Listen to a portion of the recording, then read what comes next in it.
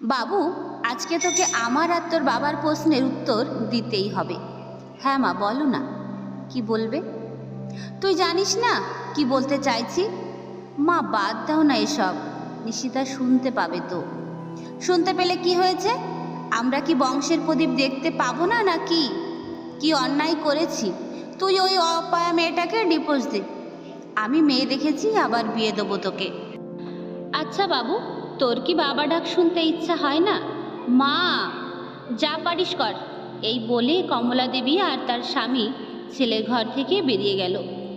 রান্নাঘর থেকে সবটাই শুনল নিশিতা, কান্নাও করল।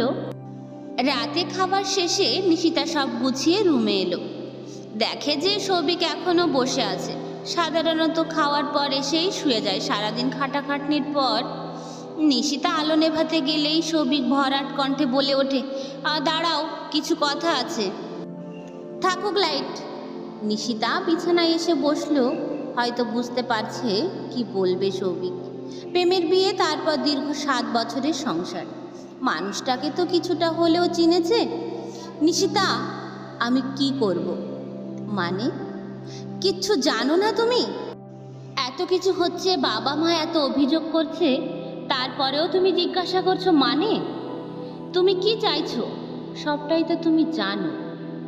কি জানার কথা বলছো? ওই রিপোর্ট, ওই রিপোর্ট এ কথা বলছো তুমি? হ্যাঁ, ওটার কথাই বলছি। নিশিতা, চিৎকার করছো কেন সৌভিক?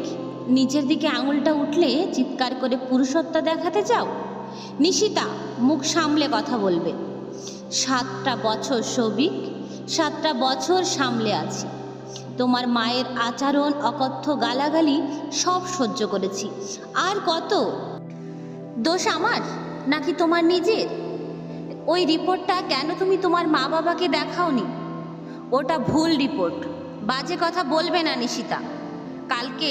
কালকেই তুমি চলে যাবে তোমার বাপের বাড়ি। আমার মুক্তি চাই। মুক্তি তো আমারও চাই সৌভিক। ডিভোর্সটা হয়েই যাক। এই মানুষটা আমার অচেনা, এই মানুষটাকে আমি ভালোবাসি না। পরদিন সকাল হতেই কমলা দেবী ছেলের মুখের কথা শুনে খুব খুশি। ওনার ছেলে যে আবার বিয়েতে মত দিয়েছে। বন্ধা অপয়া মেয়েটাও সকাল সকাল বাড়ি ছাড়ছে।